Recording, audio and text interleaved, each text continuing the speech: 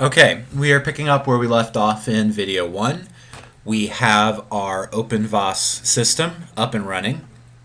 We've logged into the Linux computer that's running on our Oracle VirtualBox machine. And you can see right here we have a web interface address that it has given us.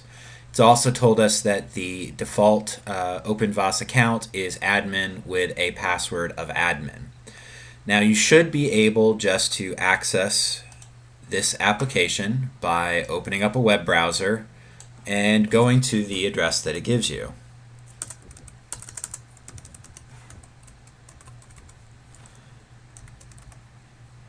And I've already gone to it, so it is already in there. Just make sure that when you type this address in, you use HTTPS and that you put the :9392 at the end.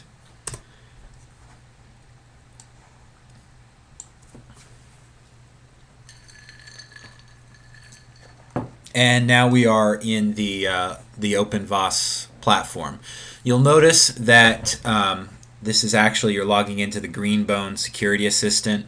Greenbone is the corporate sponsor for the OpenVAS open source application.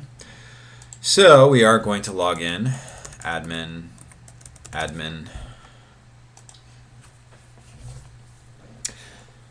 and this is the OpenVAS Vulnerability Assessment Scanner main window. You'll see that you have a menu list across the top, lots of different things that we can choose. There are 3 basic steps that we have to do to start running the vulnerability assessment on our personal computer. The first thing that we're going to do is go under configuration, and we have to create a target for the vulnerability assessment. Targets are computers on your network or computers that you want to have scanned. You can put more than one computer in here to scan. If you have 3 or 4 computers on your personal computer or on your personal network at home, feel free to scan all of them with this, or if you want to, you can just scan your laptop or desktop computer, which is what is required for the assignment. So I'm just going to call this target my laptop. I am going to look up what my IP address is, which is right here. It's 192.168.1.114.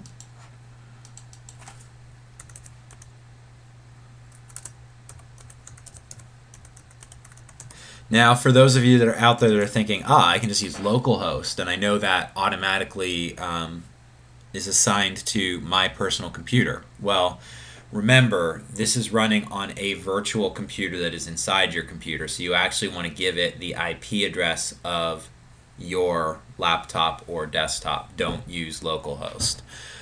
You can put in a comment if you want to. Under port list, you... oops, it's not letting me select it. It's causing problems. For some reason, while the video is recording, it wouldn't let me select all TCP. So we've given it a name, IP address, number of ports that we're going to associate with it, and we are going to create target. And you'll see that it will create that target down here. The next thing that we have to do is we have to give our credentials for the system. If you're using a Windows computer, most likely you have to log into that computer with your username and password. So you are going to want to put in your credentials into the credential system. I may be a little paranoid there, but I went ahead and paused the video while I entered my password to make sure that it didn't get displayed. But you can see that I put in my credential information, hit create credentials, and it is down here. You do not have to worry about a key pair or anything like that. That's for more advanced scanning systems. So the next thing that we have to do is we have to actually create the task that is going to scan our computer. And we do that under Scan Management. We're going to create a new task. Again, we're going to give it a name. You can put in a comment if you like. Go ahead and change the scan config to full and very deep ultimate. This will run everything that the OpenVAS system has to check for vulnerabilities. We want to set the scan target to the target that we created, my laptop, and you can leave everything else as default settings and hit create task. And then it will automatically take you to the tasks window, and you can see that my laptop scan that I just created is out there. It's sitting in a status of new. It hasn't been run yet, so let's run it. So we can just hit the play button for start, and now you can see that the status has changed to requested. That means that we've issued a request to the server to go out and run the scan against my laptop.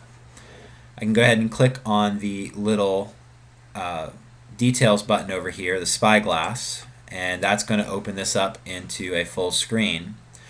And I'll go ahead and pause the video. This will take a few minutes to go from requested to actually running. Okay, our vulnerability assessment is now running. It took about 3 to 4 minutes for that to actually kick off. You can just click this little refresh button right here, and when you see your chat status change to a percentage complete, you'll know that the vulnerability assessment is running.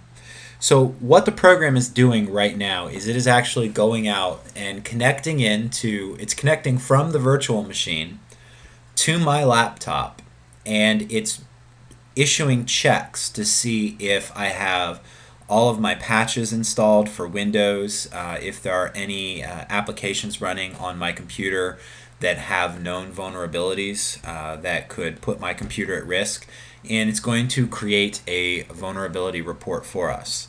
Now, this scan is going to take somewhere between 10 minutes and 30 minutes, maybe even an hour, depending on how powerful your system is. I have a fairly powerful laptop, and it takes mine about 20 minutes to run, so if you have a fairly low-powered system, it may take longer.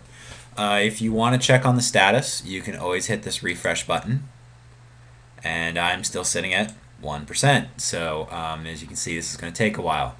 I'm going to go ahead and pause the video while we let this run, and the next time you see this, it should come back and say that the status is completed.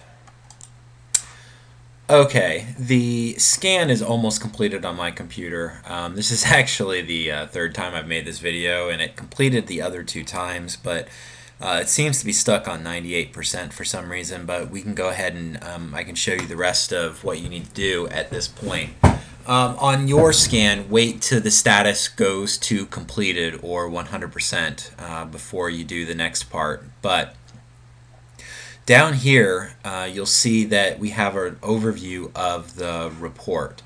I went ahead and uninstalled a couple of Windows patches just to make the scan look a little bit more interesting. If your results don't have any highs or mediums, you're good.